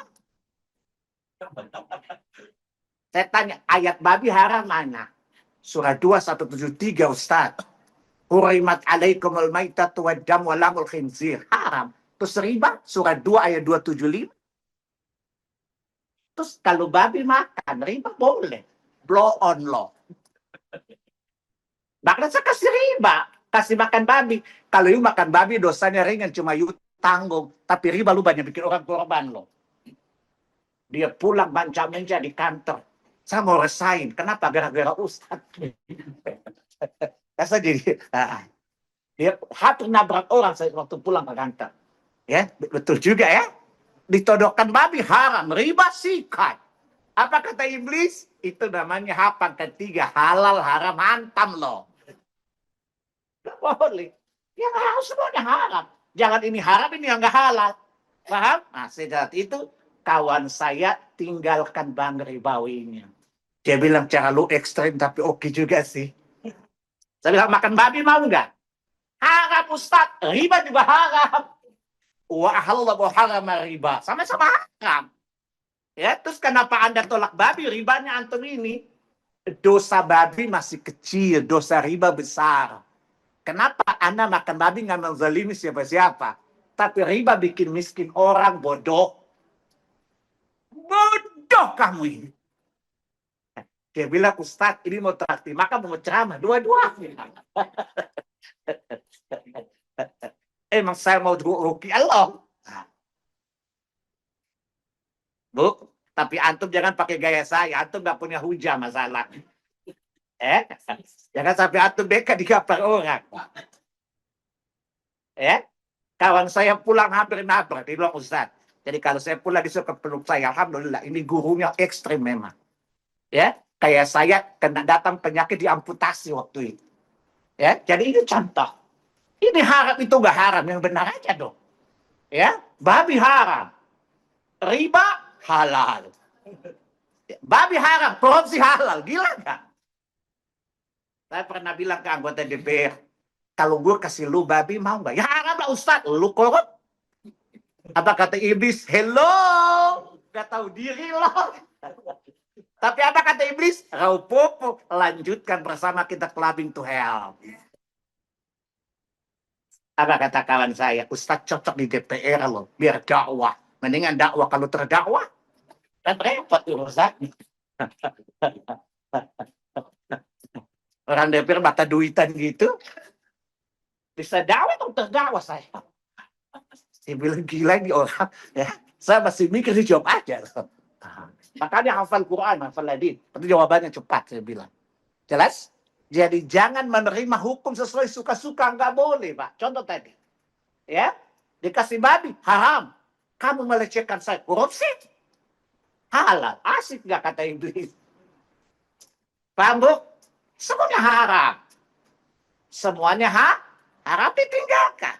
Riba haram, babi haram, riba juga haram. Babi haram, korupsi juga haram. Saya pernah cerita di sini kan. Saya diundang di sebuah BUMN. Di bulan Ramadan cerita halal haram.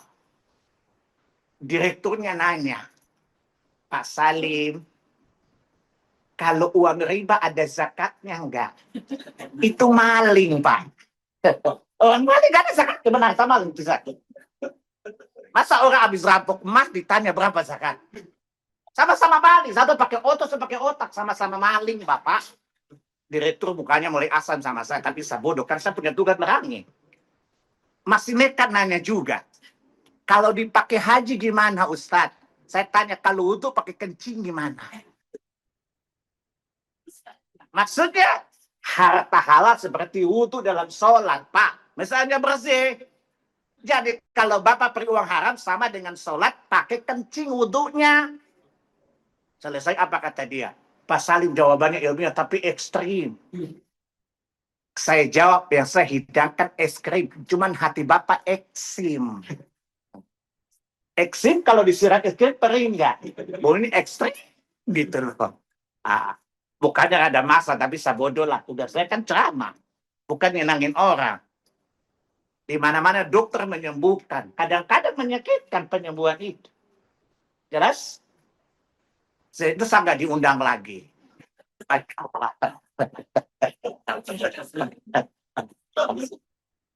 Itu saja ekstrim. Nah, coba lihat, dia orang Indonesia. Jadi iblis suka sama yang beginian. Jelas ya? Jadi tidak boleh kita menerima syariat. Yang ini boleh, itu nggak boleh. Nggak bisa. Itu namanya H pangkat 3. Halal, haram, hantam. Nggak boleh. Ya, contoh saya kasih tahu tadi. Dikasih babi, haram. Tapi zina, halal. Kan sama-sama daging, haram. Jelas ya, Bu? Ya, dikasih daging, haram. Korupsi, halal. Sama-sama makan juga, kan? Kira-kira iblis bingung nggak lihat pejabat Indonesia? Nah, kata iblis, ini pejabat sosis, sok-sok salih. Ya, pejabat apa? Sosis, sok-sok salih dia. Ya, jadi ada orang kantor begitu-gitu nggak undang saya lagi, Pak. Karena saya jawab biasa-biasa aja, kan? Saya suka tanya, Bapak mau serius apa main-main, Pak? Ya serius lah. Resikonya Bapak sakit loh. Saya diundang di sebuah bank. Ceramah halal haram. Ada yang nanya aneh-aneh. Pak, kalau kami mengikuti saran Bapak berhenti dari sini, kami kerja di mana? Saya kan nggak saran Anda berhenti. Jalankan halal haram. Soal kerjaan bukan menakir loh.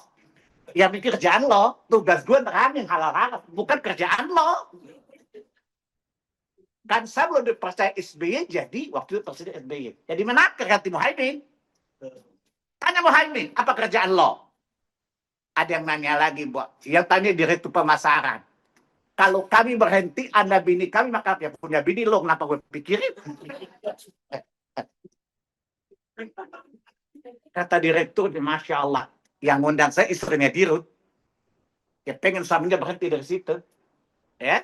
Gila guru istri saya jawabannya tuh. Lagian bodoh betul pegawai saya. Pak, kalau kami berhenti, istri kami akan punya bini lo, ngapain gue mikirin? Lo punya bini aja enggak, ngapain mikirin bini orang? Bodoh amat. Dia kan nyenangin lo, dia bagian lo, ngapain gue yang mikirin? Makanya kurang kerjaan gue.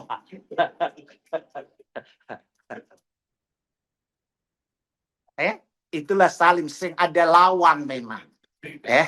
Jadi ini contoh apa? Menerima Islam tidak utuh kan? Ya, ini boleh, ini nggak boleh, nggak boleh. Paham? Semuanya haram diharamkan, besar maupun kecil. Ya, tidak boleh Anda memilih ini, tapi ini Anda ambil. Itu namanya kafah. Islam sebagai subjek, objek yang kita masuki, diikuti seluruh syariatnya tanpa ada reserve sama sekali. Paham anak-anak? Paham? Pelajaran keberapa tadi? Keempat. Sekarang kelima, pelajaran yang kelima. Pelajaran terakhir dari kita hari ini adalah continue dan segera. Terus menerus, sifatnya segera dan continue terus menerus. Lihat surat 30 ayat 43. Fa'aqim wajhaka lid-dinil qayyim min qabli ayyatumul la maradda lahu min Allah yauma idzi yasaddaun. Hadapkan wajahmu kepada agama yang lurus sebelum datang suatu hari yang tidak kamu tolak. Kematian bisa ditolak nggak? Berarti itu dijaga untuk sampai kematian, bukan? Yang kata Allah, wala tamutunna illa wa antum, berarti continue, bukan? Terus menerus, bukan? Di seluruh keadaan, bukan? Saya tanya, antum tahu kapan mati nggak? Maka segera, bukan? Paham? Jangan banyak proses. Antum ngaji udah 3 tahun, prosesnya kelamaan, nggak ada progresnya. Mendingan sarimin. Segera. Paham? Udkhulu fi, segera. Continue terus-menerus, berkesinambungan. Kenapa? Karena agama adalah bekal terbaik menghadapi akhirat. Tidak ada hari yang bisa ditolak kecuali kematian. Dan tidak ada perbekalan terbaik kecuali dengan agama. Segera. Paham? Jangan nunda. Ada mengatakan, saya mendapat hidayah, Ustaz. Masya Allah. Yang tunggu tuh ayat hidayah dan taufik hidayat orang gaul. Hidayah Allah nggak dikejar, dicari. Yang you tunggu itu ayat hidayat atau taufik atau hidayat berwahid. Hidayah Allah dikejar. Sebab kalau ditunggu, Allah tidak perlu untuk para nabi. Paham? Allah memberikan nabi, hidayah tidak dicari, bukan? Maka ada yang mukmin, ada yang kafir, bukan? Tadi Allah bilang apa di surat 18 ayat 29? Telah datang kebenaran dari Tuhan kalian. Silakan kamu milih beriman atau kafir. Hidayah dikejar, bukan? Dicari. Tidak boleh nunggu, Bapak. Bu, kok nggak ada perubahan? Hidayah. Apa kata iblis? Segera. Cepat. Apa kata Allah? Wasari'u ila maghfirati rabb. Bersegera kepada ampunan Allah. Jangan menunda-nunda. Kenapa? Karena ketahuilah, kematian menghalangi orang dari harapan. Tadi kata Allah apa? Hadapkan wajahmu kepada agama yang lurus. Selalu datang satu hari dari Tuhanmu yang tidak bisa ditolak. Kematian bisa ditolak nggak? Bisa negosiasi nggak? Bisa reschedule nggak? Kira-kira malaikat bisa disogok nggak? Emang malaikat laki Allah. Yang sentuh disentuh loyo. Maka segera. Tidak boleh kita menunda. Jangan banyak proses. Ya, segera ada progres. Karena waktu kita sedikit. Ya, yang membatasi kita dengan keinginan adalah kematian. Kenapa segera, Bu? Tadi berkaitan dengan kematian tadi. Ibu lihat. Orang mati pengen kembali nggak ke dunia? Mau ngapain dia? melanjutkan keartisannya, politisinya, beramal bukan, menjadi orang baik bukan. Paham? Akan segera sebelum koit loh. Paham? Karena orang yang mati pengen kembali ke dunia. Untuk apa? Hanya untuk mengikuti syariat saja. Lihat surat 14. Ayat 42, 43, 44. Ya, betapa terbelalaknya mata mereka. Ketika dihadang Allah ditarik ke mahsyar. Apa kata mereka? Qala rabbi law akhartani ila ajal. Ya Allah, andai kau kembali ke dunia sebentar saja, kami pasti mengikuti nabimu. Kami mengikuti agamamu ya Allah. Ya, semua dakwahmu, seruanmu akan kami penuhi ya Allah. Paham? Ini penyesalan terjadi di mahsyar. Paham? Kami akan mengikuti sunnah nabimu ya Rasulullah. Wa nattabi'u rusulak. Kami mengikuti semua tuntunan nabimu. Ini namanya telat mikir enggak? Mikirnya pas udah tertekak terlihat azab bukan? Maka bersegeralah untuk mengikuti syariat. Jangan sampai dibangkitkan dari kubur baru bilang ke Allah, please, gue pengen jadi Wahabi deh. Dulu dia udah takut jadi Wahabi.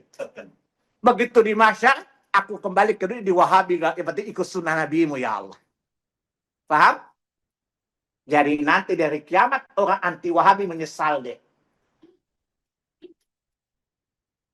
Coba lihat. Wa nattabi'u rusulak. Kami pasti mengikuti sunnah-sunnah nabimu. Paham? Hari ini kalau Anda mengikuti sunnah, hari gini mau mengikuti sunnah, apa kata iblis?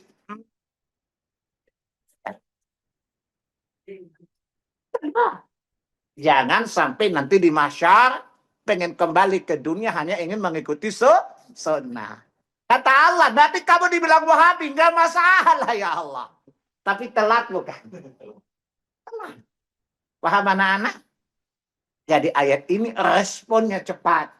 Karena waktu kita cuma sebentar. Jangan halu. Karena ibu-ibu banyak hayalannya kelihatan sih. Segera. Paham? Supaya tidak menyesal nanti di hari kiamat. Kembali untuk apa? Memperbaiki agamamu. Mengikuti nabimu.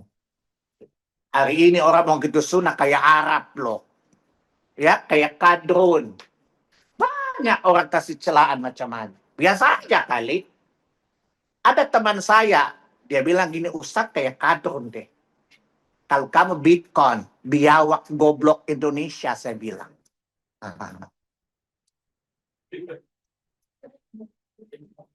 Dia bilang, Ustaz sadis ya. Lagian dia lihat saya pertama kali pakai celana cingkrang. Ustaz pasti gelap itu kan, jamaah-jamaah kadrun kan. Apa kadung? Kadal guru, lu tuh Bitcoin. Biawak goblok Indonesia.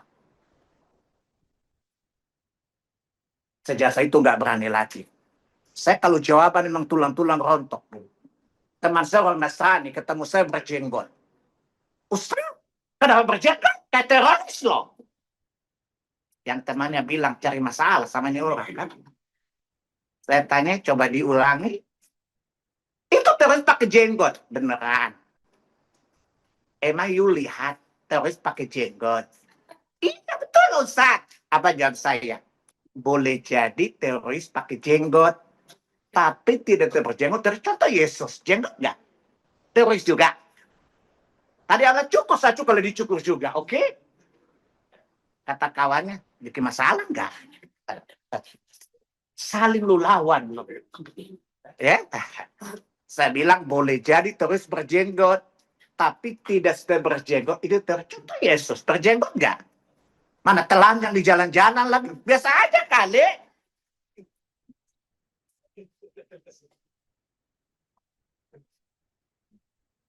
Kata kawan yang satu, cari masalah kan? Jawabannya nggak enak kan? Ustaz nggak salah, kita yang salah. Ngapain protes dia? Udah tahu dia kalau jawab santun tapi sakit. Masih nanya lagi. Ya, lain kali nggak usah ngurusin orang. Ya, ngurusin aja penampilan lo. Ya, emang gue udah nyaman sama keadaan gue, lu gak usah komen. Dan gue gak butuh komen lo. Karena lu bukan juri, gue sedang ikut kontes, enggak. Gue sudah beragama. Bukan sedang itu festival yang butuh komentar lo, oke? Kata kawan saya orang Islam, Ustaz pede aja lah. Islam kan dia hidup lawalu. Kata Nabi apa? Al-Islam ya Islam itu tinggi. Kenapa kita menjadi inferior dari orang kafir? Ya, Islam itu agama yang tinggi, Bu. Pede aja lagi. Orang batil aja bangga, gimana kita yang hak?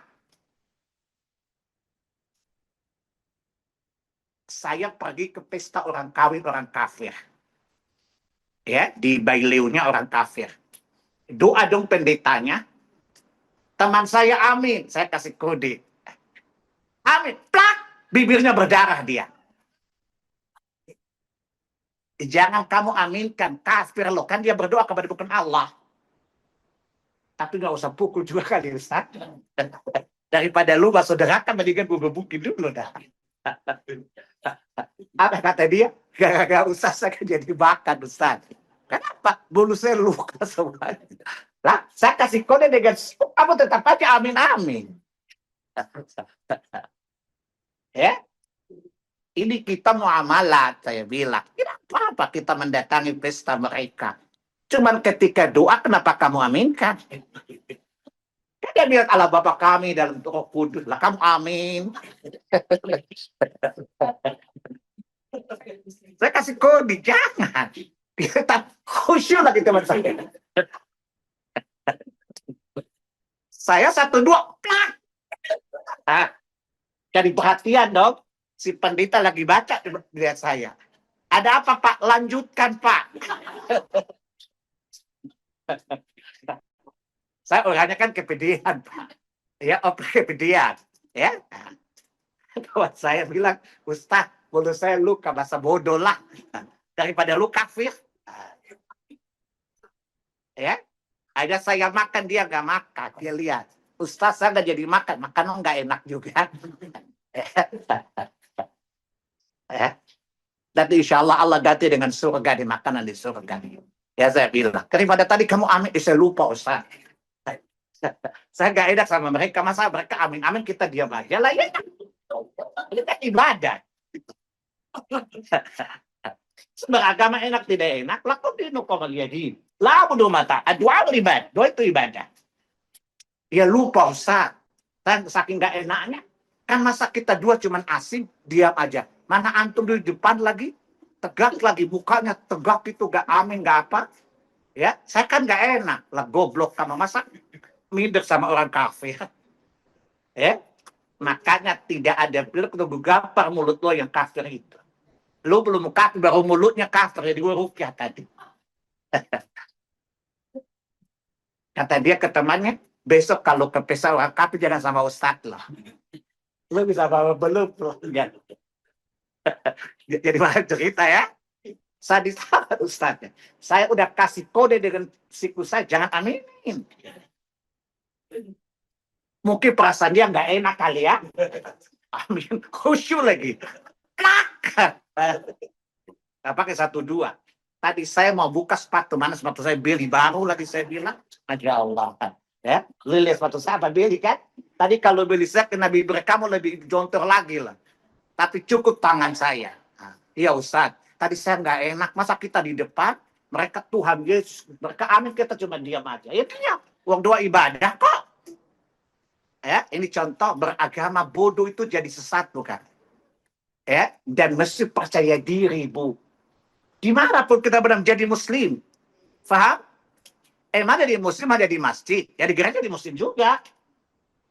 Paham? Di gereja pun kita jadi muslim. Tidak boleh berubah satu kita. Itu namanya kafah kan.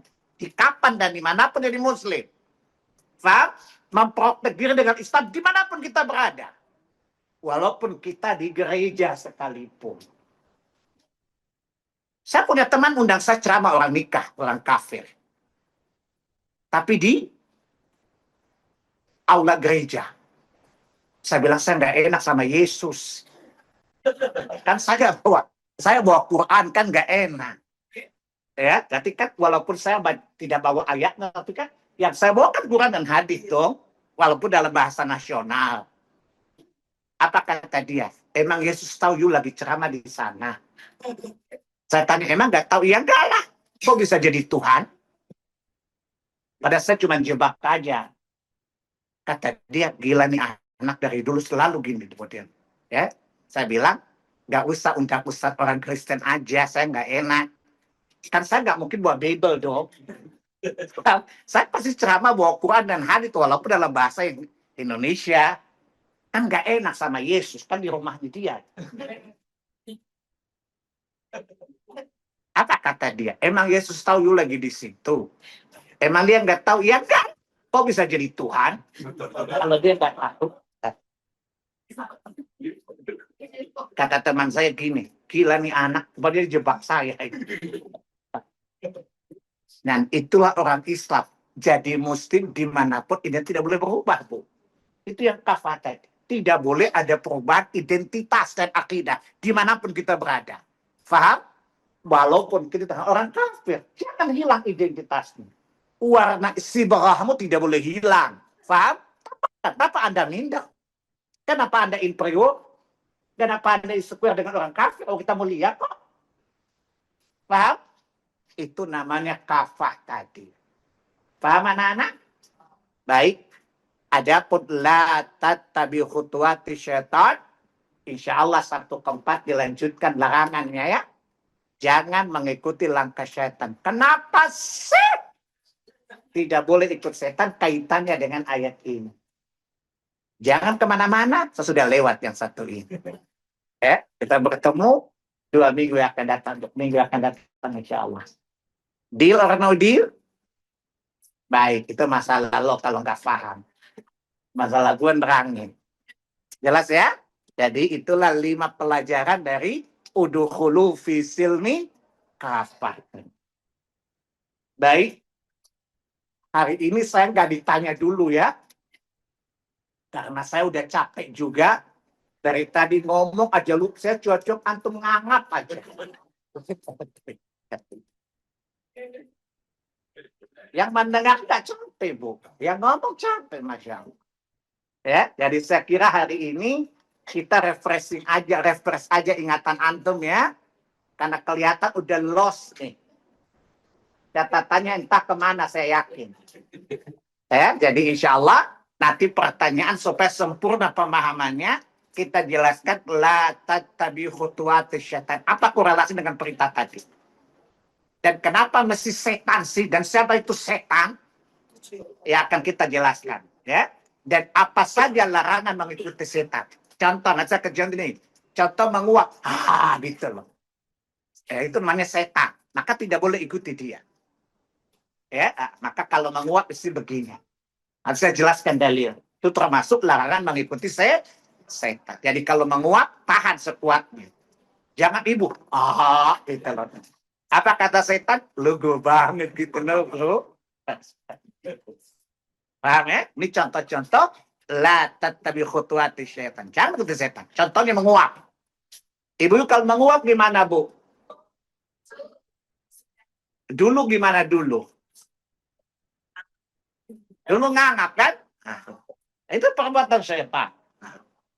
Ya, baik. Dari saya cukup ya. Billahi taufiq wal hidayah. Wassalamualaikum warahmatullahi wabarakatuh.